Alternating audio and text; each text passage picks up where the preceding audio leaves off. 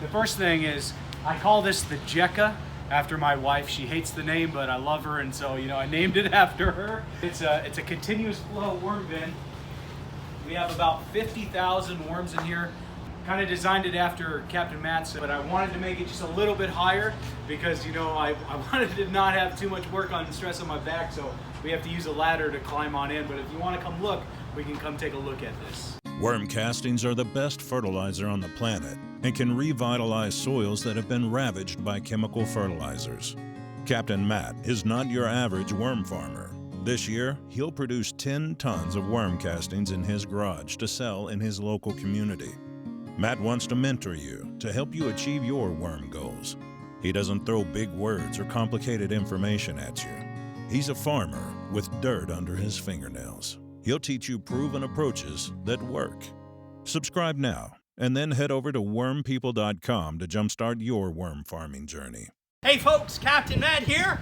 I am so excited about being in Sanford, Florida, of all things, I'll tell you. Chris, how long have you been, when did you start this? How long ago? We started this officially on October 18th. October 18th. So about 2 weeks, two weeks ago. Maybe hey guys, this is 2 weeks old. My facility wasn't this big for after 2 years.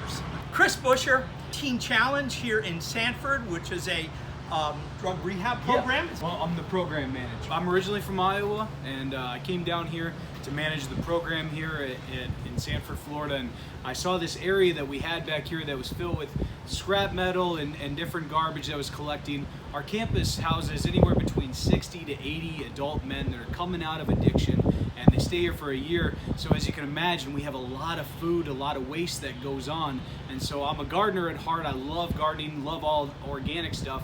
So I wanted to try to transform this area. And so this is what we've been doing here.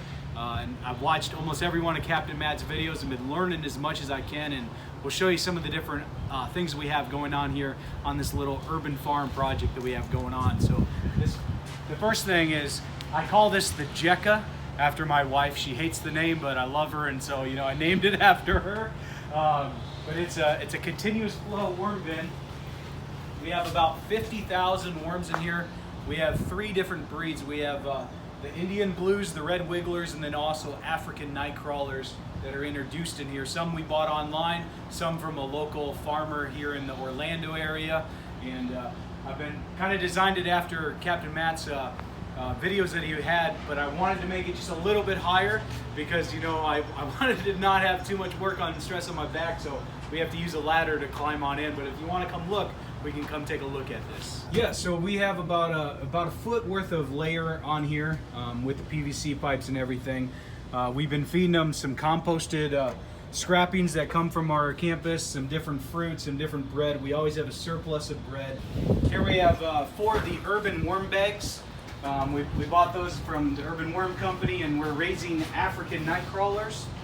So we have about 1,000 African night crawlers in each of these different bags. This is our compost that we do a lot of hot composting with all the different scraps. We use this for bedding. We also have a wood shop that kind of helps support the ministry here, and so we get an unlimited supply of sawdust, and so we mix that in with our compost and we compost it down.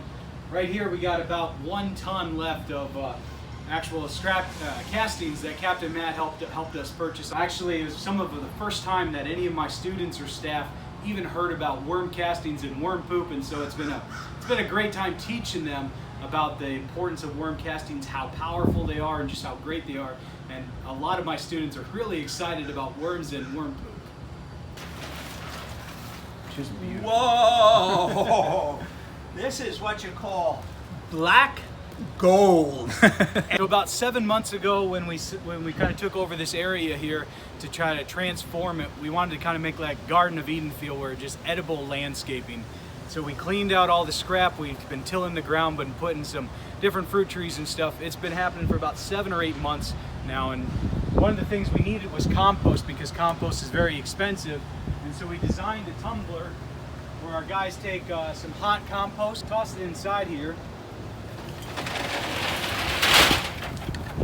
They'll take this off and use the latch. They'll throw stuff in there. They'll latch it back up. then a couple guys will just be cleaning, and the good compost comes down at the bottom.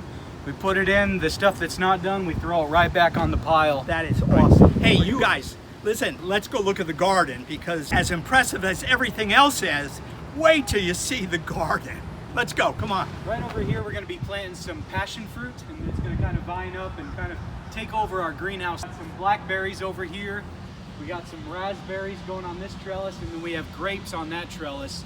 These have only been planted for 3 or 4 months at the most, and so they're still growing up really good. We're gonna have a strawberry patch right over here. We got limes, we got an orange tree, we got a banana tree.